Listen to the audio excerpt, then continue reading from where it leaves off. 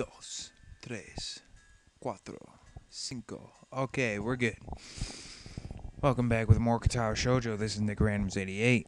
It is not that much later. It's like 9:50. So it's time to continue after I grab a cigarette because I fucking walked like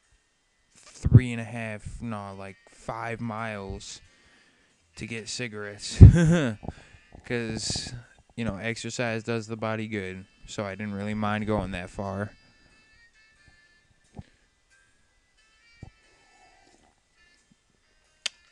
And I got a drink because I was thirsty. Me to ask, how's everybody finding 2012? Everybody aware that the 2012 isn't going to happen?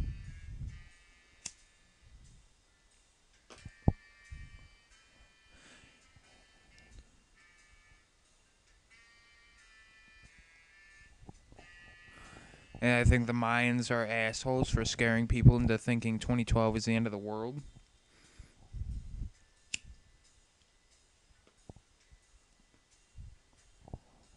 Because it's not. That's enough about 2012. Let's continue. I remember I did read this. She has mentioned her previous schooling before, but now I'm kind of curious. She seems to think a lot about her past, so I don't see any problem in asking. What was that like? It was prestigious, all girls, and Catholic. Ugh. Here we go. These facts made my parents choose it for me. Many wealthy families sent their daughters there. From how it sounds, life there must have been pretty strict. I wouldn't say it was a bad experience, but you're quite right. It was very strict. Thankfully, I managed to adapt well enough to make a number of friends. Unfortunately, the same can't be said for my sister. She found the atmosphere and religious aspect suffocating, and ended up leaving for a job as soon as she was able to. She gives a small, self-deprecating chuckle. I shouldn't complain about it, though. Not many even have the chance to go to such a school. Do you resent your parents for sending you there, then leaving? Un momento. She shakes her head. She gently shakes her head, I'm sorry. My family is highly patriarchal. My father, business always on his mind, was entirely lost as to what to do with me. In the end, he made the decision that my education was of higher priority than staying with the family. Simply did what he thought was best. To say such things so easily, what an unbelievable girl. That said, I'm a little surprised she doesn't think her blindness played a part at all. Though maybe I'm being too harsh on her family. You're too kind-hearted, you know that? Most would hate their parents for something like that. Well, some do. Obvious to my raised eyebrows, she takes a sip from her glass. The wine slips down effortlessly. It's not sexual at all. Her fondness of it evidently helping her deal with the flavor of alcohol. Can't say the same goes for me. What of yourself? What was your schooling like? Mine? Let's see. Boring and fucking tedious.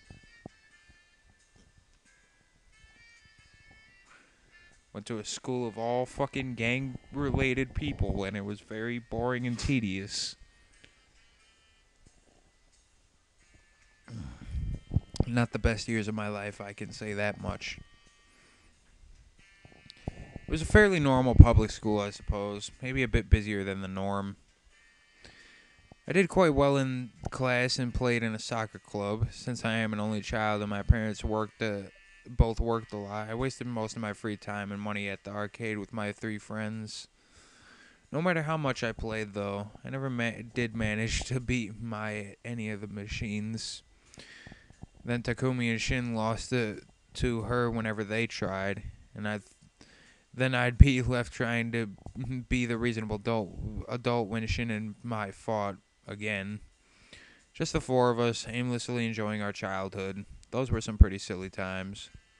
Catch myself as I realize that I'm starting to zone out. Days of my old school disappearing to the night sky and bright city lights outside the window.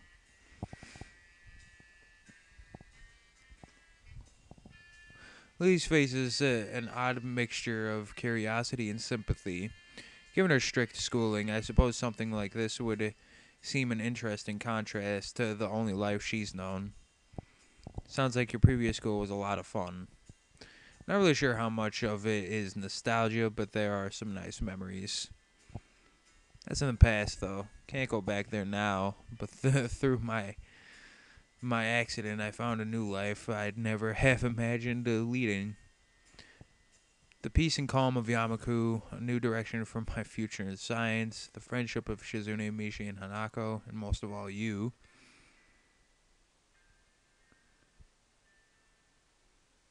I'm sorry, I zoned out for a minute. Uh, I have a tendency of doing that sometimes. She gives a deep, genuine smile as she moves her hands toward me. Her fingers just lightly searching out my face before softly caressing my cheek. Her hand reluctantly retreats after a second of warm silence. Un momento.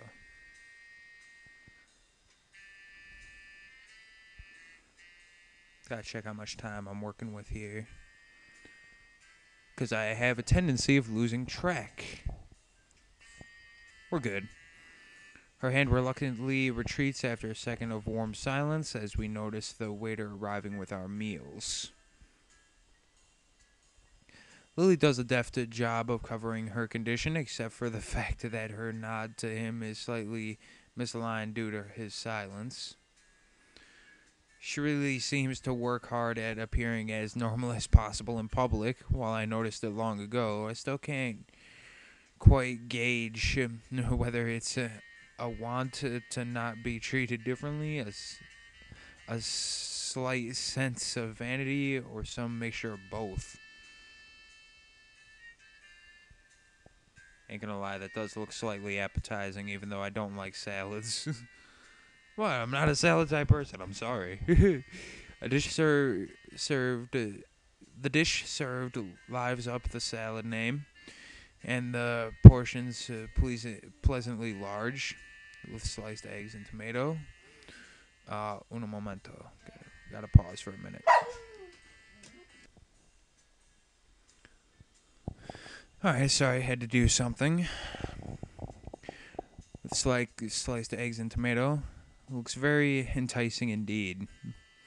Lily takes her knife in one hand and fork in the other, quickly getting to work on the dish as I do. It's later than when we usually have dinner, so we're both eager to dig in.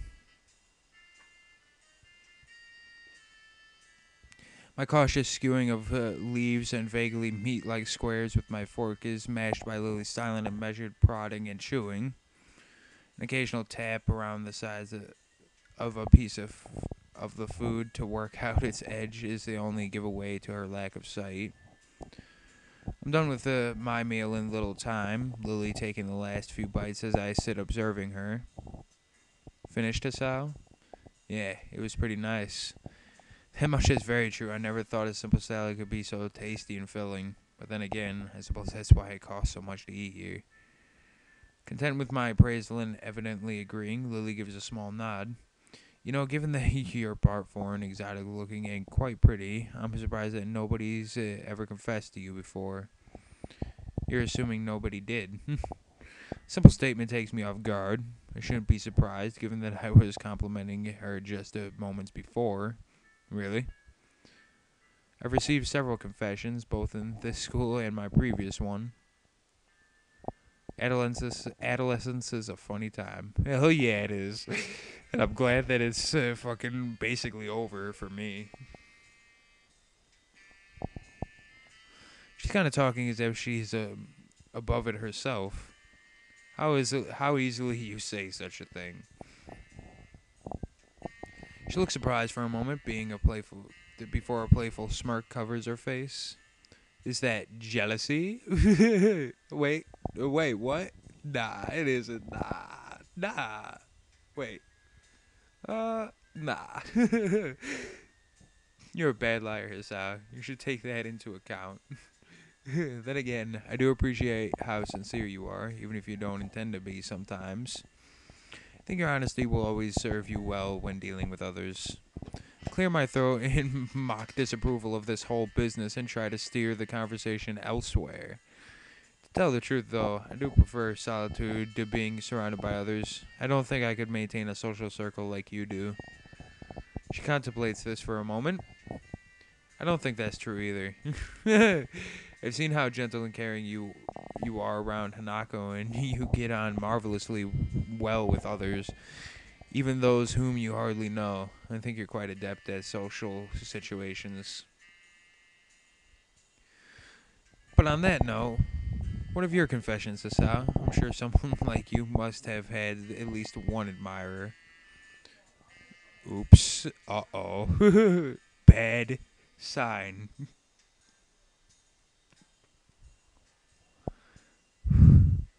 It's a red light right here. As I open my mouth to speak, I can feel my face turn slightly dour. At times like this, I secretly appreciate the fact that she can't see my expressions. Just one. Her name was Iwanako. It was when she confessed to me that I had my heart attack, there in the woods, during winter. Lily finds herself speechless, not expecting for the topic to move into such an area. My condition has always been something of a concern to her, something that I strive to minimize despite my body's best efforts to the contrary. Afterwards, she visited me for a while when I was in the hospital. For weeks, she came in and talked. It was usually just small talk or classroom gossip. But that was enough. But eventually, she just stopped coming. She was there every day, and then every other day, then once a week. Then finally, one day, she just stopped visiting entirely. Do you ever see her again? I don't know what this does, and I don't plan to see what it does. Wrapped in my own little world, I shake my head before remembering the futility of the gesture. Oh, wait, what? I didn't know you could go backwards. It's weird. So the choices are drop the subject or mention the letter. I'm going to mention the letter. Because apparently since it's checked, that's the one I have to choose. Because I didn't really make many bad choices with this.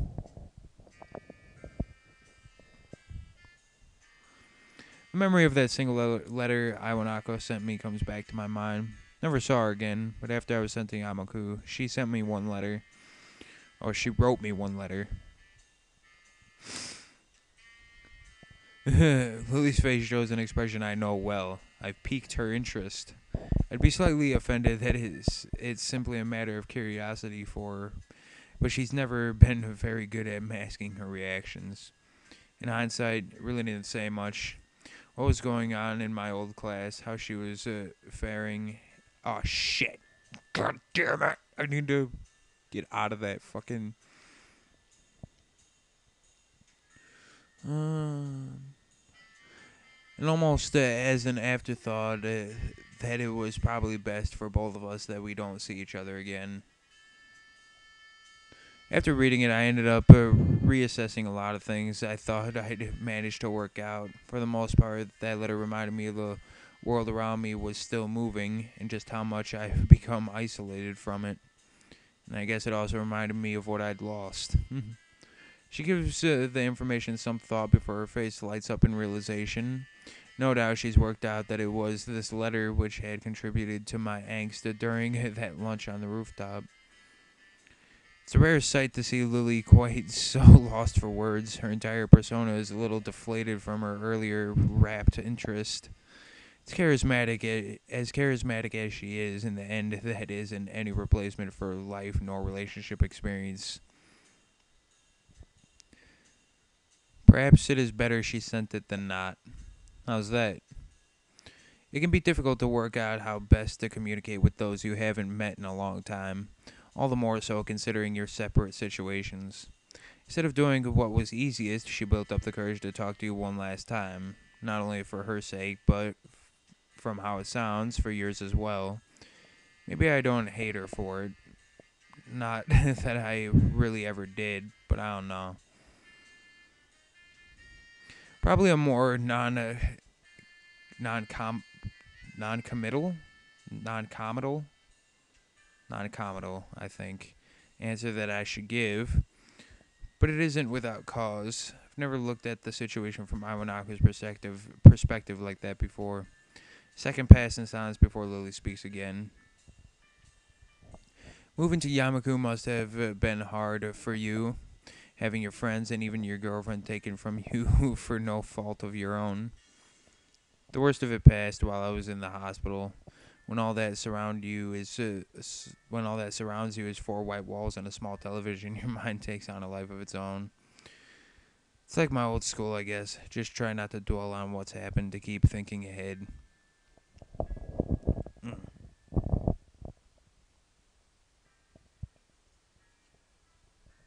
One second.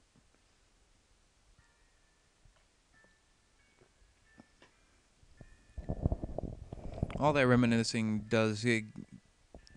is get me down, and it's largely thanks to you that it feels like things are finally getting back on track.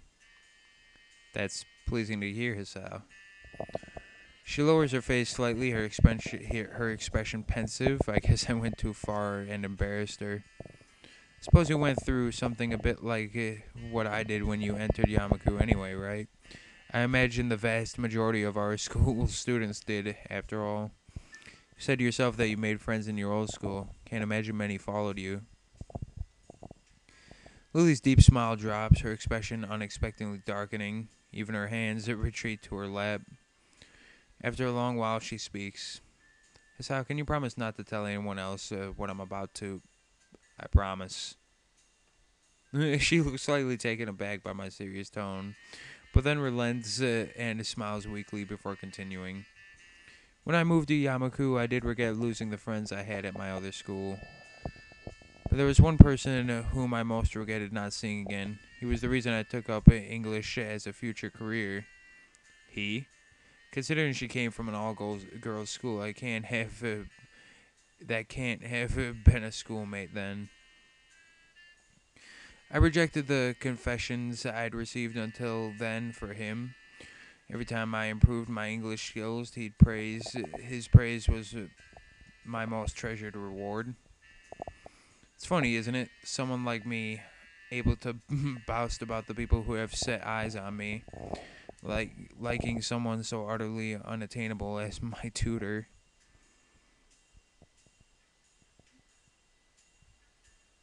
I'm sorry. I'm just like that was a very odd thing to say. It truly is the most ridiculous thing. Did you? She quickly shakes her head from side to side. I couldn't. Even then, I knew it was impossible. A silence reigns over both of us. This does seem to explain her ardent focus on her future in teaching English, but I can't help thinking of her confession to me. She lost him without ever letting her feelings be known. Did she somehow fear that would happen again, but with me? Don't really know what to make of it. I've heard of such relationships before. Taboos born of such things as puberty and youth. The fact that she had the good judgment not to act on it, though, is heartening. I know this must sound strange, but please, don't think of me. Why would I think of any less of you for that? That is true. That is true. Why would somebody think less of somebody just for that?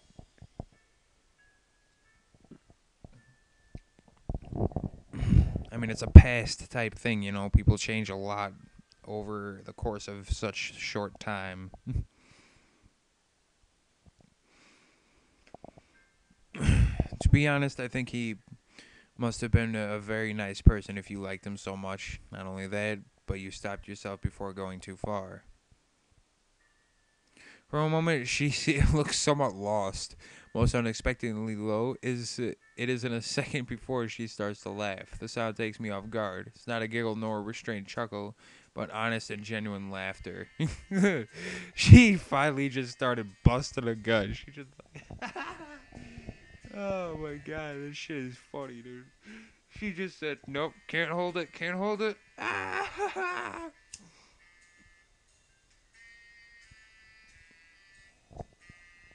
Find myself smiling, and not just at her display of relief and happiness, but for her to trust me enough to let me see this most private of secrets.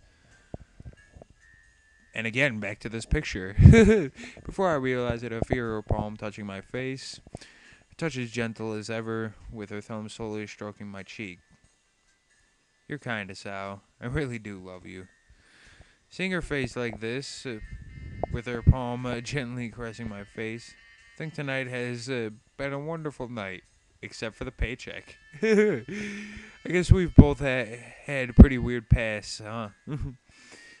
Think by most standards, our present is rather odd as well. Yeah, that's true too. I smile and hang my head. This woman can easily run rings around me. Of that, I'm quite sure. Look back around the room with its continuing quiet hum of patrons. This place probably fits into the odd category too. It is a tad overbearing. That's one for it, yes. That's one word for it, yes. Catch the eye of a scurrying waiter, a short, scrawny guy no older than 20. Kind of reminds me of Kenji, though unlike him, the waiter isn't dressed for winter during midsummer. After a court bow and an offer to remove our plates, Lily asks for the bill politely and softly. With expert coordination, he maneuvers around the tables, our plates in hand, to retrieve our bill. In no time, he reappears through the door, smartly handing our bill to Lily, who promptly hands it to me, causing him to raise an eyebrow. As I read the small computer-printed leaflet, the cost is considerably more than I expected. Sal? Oh, I quickly stammer out the amount to which Lily merely nods and reaches for her purse. Giving her card to the waiter, he disappears once again. That was a disproportionately large amount of money. The statement seems to make Lily slightly uncomfortable. My family leaves me more than enough for my education. The same goes for my sister, though she dislikes being reminded of that fact. That said, I too dislike throwing money about, but this one time I think I can make an exception, just for you. Not only did you choose our date, but you paid for both of us as well. I take the bridge of my nose and my fingers. Just damn, I failed. Can't believe how high you have set the bar for our next for our next date. She gives a small giggle. I'll be looking forward to it, Sal. The waiter reappears beside us, as if by magic, and hands Lily's card back to her. Evidently picking up on her lack of sight, he places the card in her hand with an extra, perhaps unneeded amount of firmness to make sure of her grip. Leaving, he exercises a measure of diplomacy by keeping a neutral face despite my own expression. Clapping my hands together, I stand up from my seat in order to bring an end to our night out. Shall we be off then, milady? That was cheesy as hell.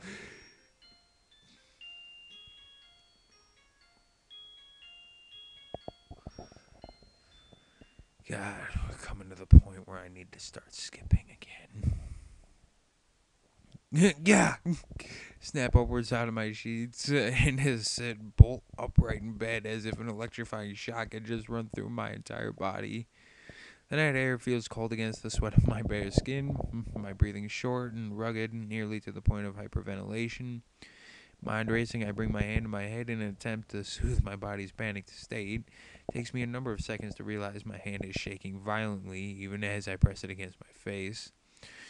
More seconds pass in complete silence, my desperate attempts to subdue my body and mind slowly, thankfully working.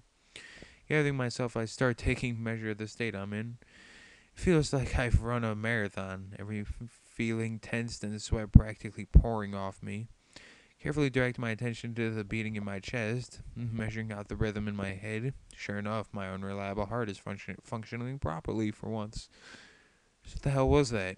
Heart attack? Bad nightmare? Medicine side effects? I've heard about panic attacks, and this does seem to have the hallmarks of one.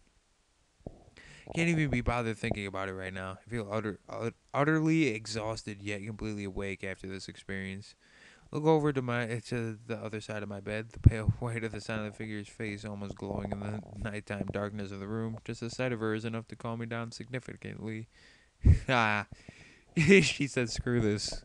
I'm coming to your bedroom. I don't feel like going to mine."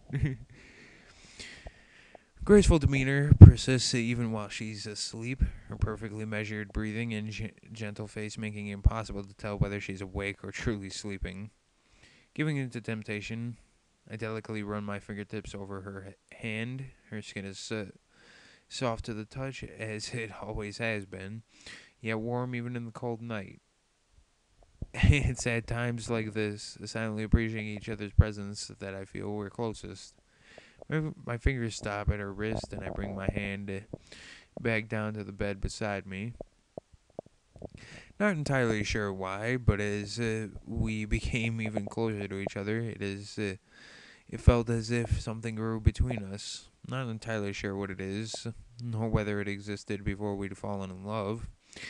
Everything is moving so fast. I don't mind it at all, but it feels like Lily to be pushing things this much.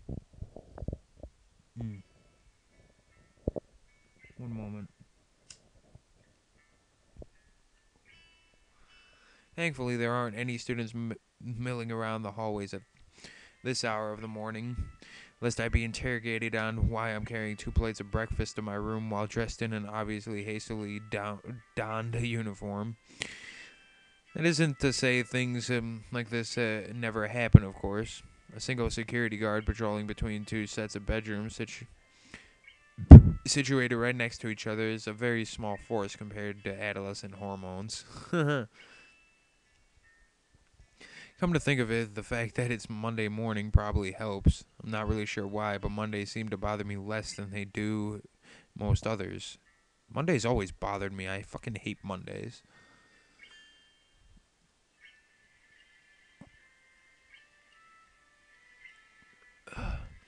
Takes a little creative use of my hands and elbow, but eventually I managed to work the door to my dormitory room open. Stepping aside, I see Lily just getting up from the bed, entirely rubbing her eyes. She looks a mess. Nah, she looks good.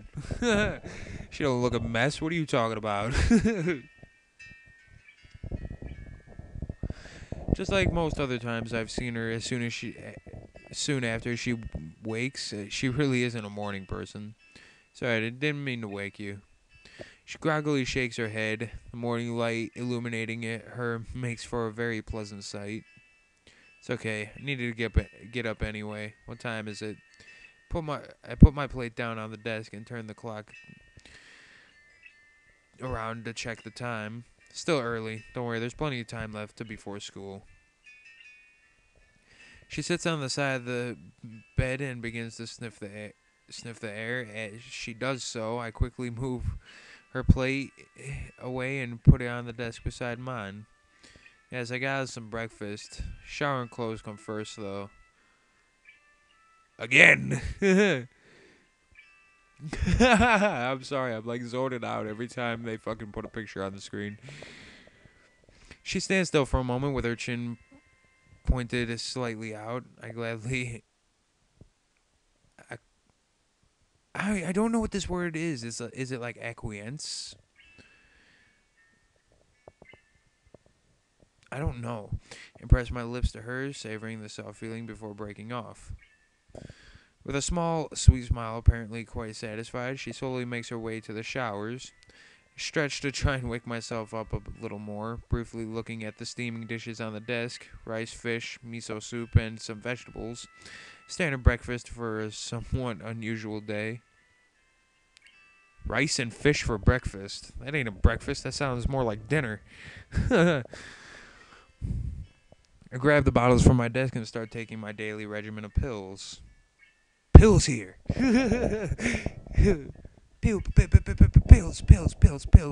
here. I'm sorry, I can't do that. I can't do that meme. It's too much. Sometimes I wonder what these things are even good for.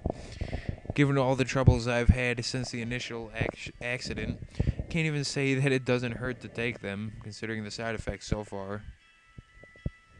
Well, whatever. Doctor's orders are that I have to take them, and rationality suggests that I'd be well served to trust his judgment over mine. Doesn't take it long for the noise of the shower to cease. A quick one apparently being fine for Lily given the circumstances. Emerging from the bathroom, she looks significantly more awake, having had the chance to collect herself. Without a word, I gently take her hand in mine and guide her to my desk, considering I don't have a table in my room as she does. It'll have to do. Thank you, Isao. What did you prepare for breakfast? Just rice and some vegetables. Something fast. Her face lights up at the revelation. It's quite a breakfast. This is normal for you? Now she's just being nice. I have little doubt, considering her past, that this isn't exactly a high-class meal by her standards. Breakfast is the most important meal of the day. Just because we're students doesn't mean we can take it lightly. That's my belief anyway. From what others I've talked to have said, I might be in the minority. Take a seat on the side of my bed and begin eating together with Lily, her chopsticks lightly tapping out the outlines of the vegetables, just as I'd noticed her do during our date. This is quite nice, Sal. I had no idea you could cook this well. This time, she's much more genuine. I can tell that much. That said, cooking really isn't anything special at all. After a bit of practice, it's pretty easy to make a simple dish. Most of the credit goes to modern technology. Still, after years of cooking for myself, I should hope so. Got bored of eating instant noodles and ordering pizza every time my parents were both working. I love pizza. Fuck you. I would love to eat pizza like 4 days out of the week every week. I'd get fat as hell, but I love pizza, man. Pizza's good. And that's another thing I want to bring up. Name one person in the entire world who won't eat a pizza. Vegetarians don't count because they have veggie pizzas too.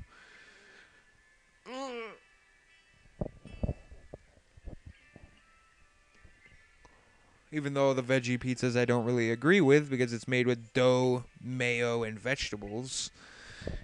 Mayo taking the place of the fucking marinara sauce. I'm just like, ugh, what is that?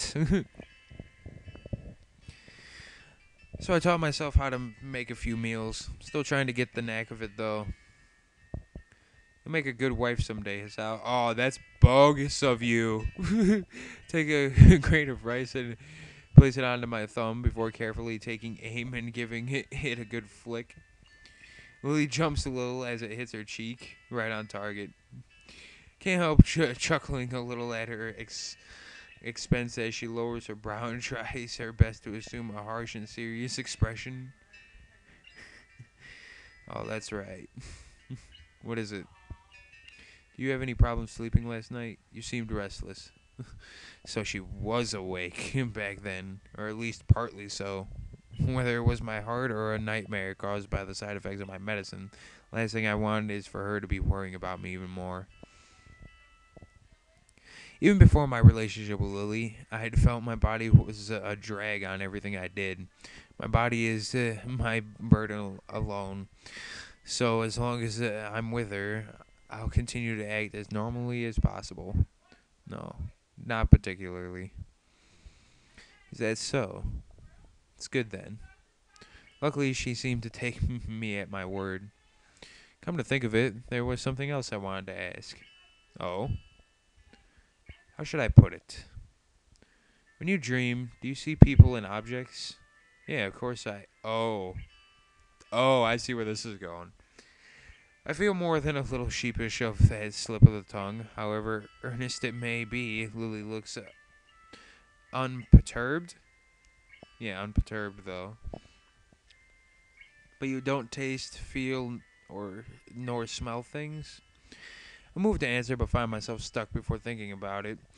The more I mull it over, the more I realize that her hypothesis is correct. That's true. I guess I never looked at it that way. Are you saying that you do? For the most part, I only hear in dreams, but yes, sometimes I touch and smell things as well. Just asking, since Akira thought it very strange that I did when I brought it up with her. If you don't either, then maybe it's due to my blindness. That would make sense. You rely on your other senses more than me, so maybe that affects your dreams as well. The wonders of the human body, I guess. Yeah, wonders they are. I have chips. I'm sorry.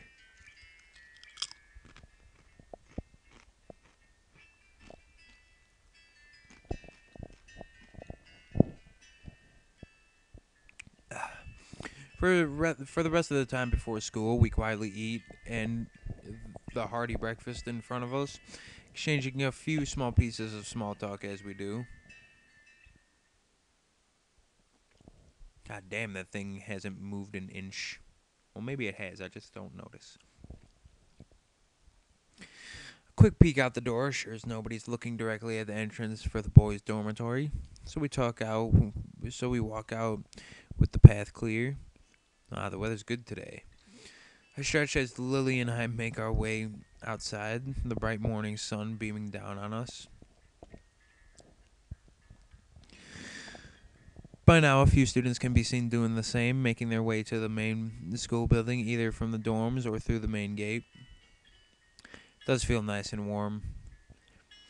Our hands linked and her cane tapping the ground, we begin in earnest our trip to the school building and join the chatting throngs of students around us. I did not say thong.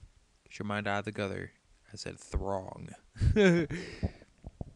It's like mixing wrong and thong. It's just like throng. This would be the last day of exams, no? Yeah. How are you going in them? Isn't it how are you do? Gotta stop questioning. Fairly well, all things considered. You seem a bit stressed by them, though. Isn't that? It's that obvious, huh? I don't think it's just the exams, though. A lot of stuff's been happening in a short amount of time, and I'm not doing that well on the humanities subjects. You're doing well in science, though, aren't you? Well, it would be hard not to do well in science for me. Come to think of it, didn't you say before that you weren't very good at science and maths? She suddenly looks very sheepish. My remark no doubt hitting home. Lily's sense of pride really can be a double-edged sword. Well, aside from that, have you ever given thought to what you might do with that ability? Seems a pity to waste it. A bit. Mostly at Matao's prompting. In any case, I'll probably end up doing science as a career in some form. That's good to hear, Hisao. Oh, this is bogus. Hold on. I need a chip.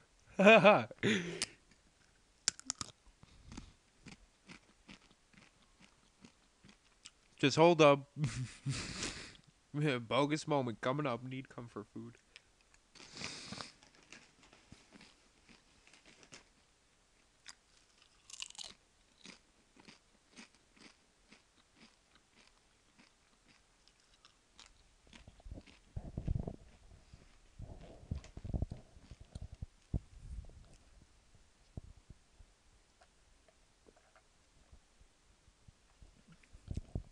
Okay. As we enter the gardens, I suddenly receive an unsolicited pat on the back. Oh, here we go. Seriously, I just want to close this program every time this motherfucker comes around. The green dressed culprit dances around to meet me, evidently not paying any heed to Lily at my side. Hey man, what's up? Haven't seen you in a while. Hey, just been busy lately with exams and stuff. Exams, ex, exams, exmams. Oh yeah, okay. A true Renaissance man needs no study to excel in such things. Kenji does strike me as the kind of person that does well in school, even if he has a horrid attendance record and poor work ethic. So I have little reason to doubt his ability. To be honest, I'm a little envious of him. Between studying for exams and my time with Lily, I've had practically no time to myself. Maybe this is a bit like how Hugo feels. Good morning. Wait, what? Wait. Both your names basically sound the same. Satou, Setou. Satao and Satao. What? Whoa, wait, what? I never noticed this before. What? It's good to hear you're doing well. Kenji Satao and Lily Satao. Both sound the same. Both one vowel change. What?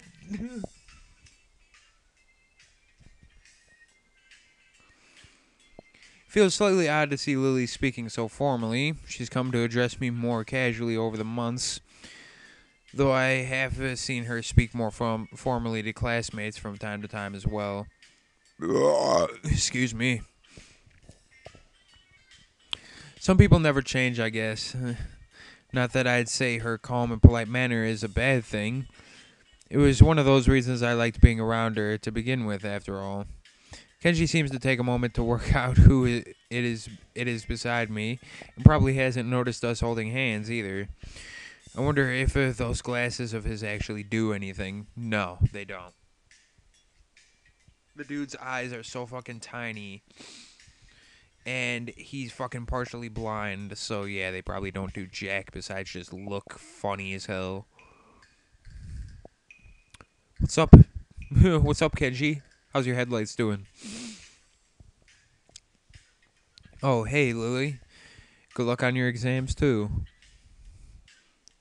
See you after school, then, man. Slight edge to his voice makes me think those words are meant to be an imperative rather than a casual farewell. Guess I'll have to smooth things over later. Sure, see ya. Kenji nods curtly. He moves to pass by us, but he's too busy glaring in Lily's general direction to make notice of her cane. Before I can try to react to save the situation, Kenji trips and reflexively reaches out for a handhold. Unfortunately, said handhold turns out to be Lily's arm. Just, oh shit, Bob! He said, oh shit! He busted his shit and took Lily down with him. It's so bogus, but it's true. Both fall to the ground in a sprawling heap, with me left feeling rather helpless. Oh damn! Are you two okay? Kenji quickly rises back up, seemingly unfazed by the accident. No problem, man. No problem. This is nothing. My body could take much worse abuse. I don't even want to know. Oh, she face planted too. Oh, dude. Lily lies face down on the grass. She doesn't look hurt by the incident, more startled than anything. I move closer to offer her my help. You alright, Lily? It's the Tao. See, their names sound so similar. It's just that his is spelled with an E rather than an A. Kenji offers her a hand, tentatively touching hers to let her know what he's doing. He says some odious things sometimes, but I do think he may be a genuinely good person at heart. I imagine he feels pretty bad about this. To his surprise and mine, though, Lily pounds on the ground with her fist without warning. Damn it! Kenji freezes, entirely caught by surprise at her outburst. He's just like, oh fuck, I'm gonna get beat by a blind woman. I'm just as shocked. She never acted like this before, not even around Shizune. Uh, damn, mad as hell. Seemingly only now remembering that there are people around her, Lily slowly climbs to her feet. Her her face as she does so makes her retreat a little. I only catch a glimpse of her expression before she turns away, but it's not something I'll forget soon. She showed plenty of annoyance during her clashes with Shizune, but this flash of anger was something else. There's no way that this is just about this petty incident. She pauses for a moment before sighing and walking on ahead. Really don't know what to make of this. I'll talk to you later, dude. See ya. Yeah, see ya. I don't want to get beat by a blind woman. Kenji scratches the back of his head, trying to find something to say, then shrugs and walks away, giving us a wide berth. I quickly catch up to Lily. She turns her head a little to acknowledge my presence, but nothing else. I should probably scold her for lashing out like that, but I also don't want to get into a shouting match with her. She's still very obviously annoyed. In the end, I keep my mouth shut and wait for her to cool off. After a quiet walk in, we eventually reach the top of the third floor stairs and the junction where we part every day. Turn to Lily before she leaves. While I do like the comfortable and warm silences we usually share, this was anything but. I don't want to leave things like this. You seem quieter than usual recently. Anything wrong? She shakes her head almost automatically, as if to dispel any notion that I need to worry about her. Just the exams are taking their toll. I'll be fine. I don't think that's the reason. You're a bad liar, too. Just saying. Uno momento.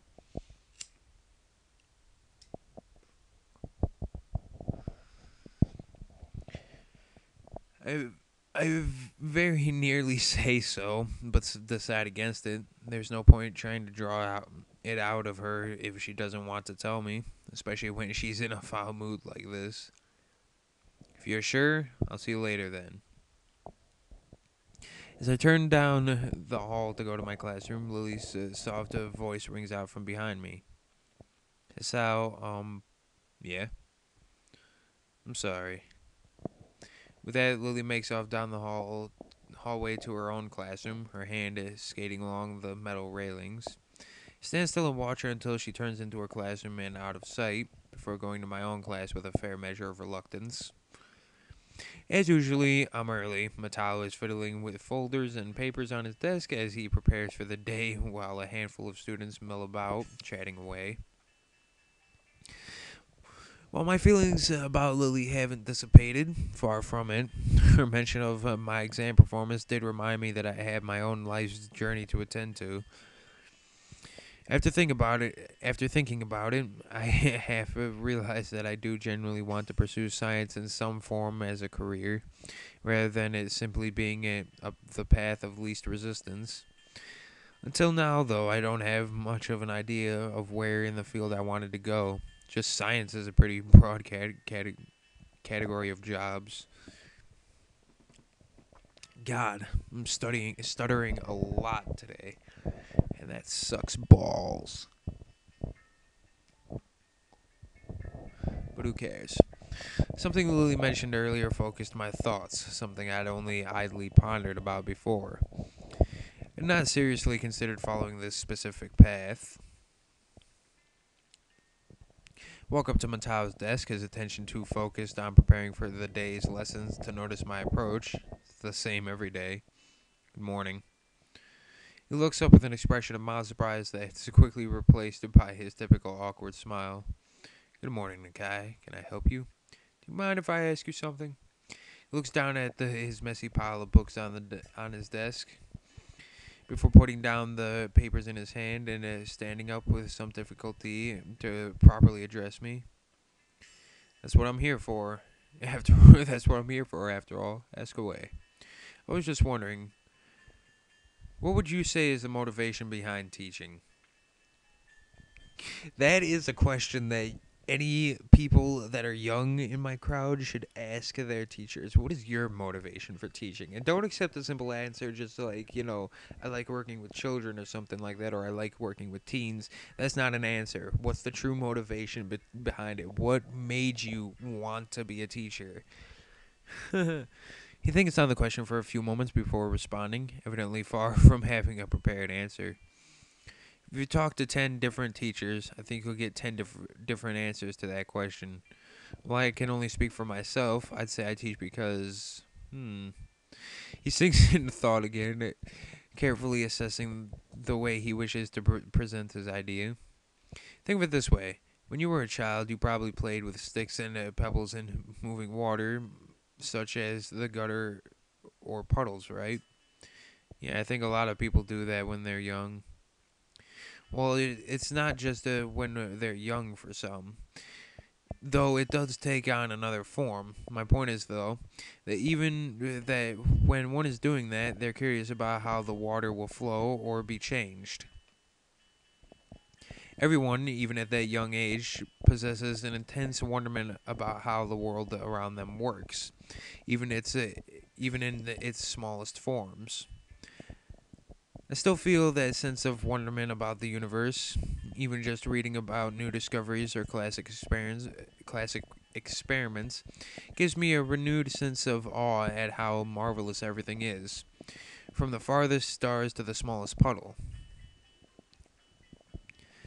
I just hope that I can give others even a small piece of that wonderment I feel. If I can do that, even if it's just for one person, I think I can be happy as a teacher. He scratches his head as he mentally reviews what he said. If I feel like I understand him better now, even if he's awkward around others, he does have a genuine want to be around them and offer them a piece of his self that he values. What Lily told me yesterday rings in my ears. I think you get on well with others. Huh. She always did say I was unusually curious. Sorry if that was a little meandering. Does it answer your question? It does. Thank you. I was at another question actually. Oh, what might that be? Do you have a Do you have any college brochures or guides? It's about time I started getting some applications in. He nods and bends down to look inside his desk. As he does, I notice that he is wearing a remarkably genuine smile. I don't think I've ever really seen him act this natural around others. Dude, the same expression is on his face every moment of every fucking day. Perhaps this isn't Matao, the teacher, but rather Matao, the person. Here, if you need any more, feel free to ask. He hands me about half a dozen brochures and booklets of various colors and sizes, which I take eagerly.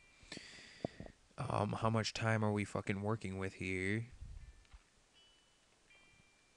Oh, fuck. Okay, yeah, we're out of time. Um, long ass episode. Just saying. I'll see you guys later.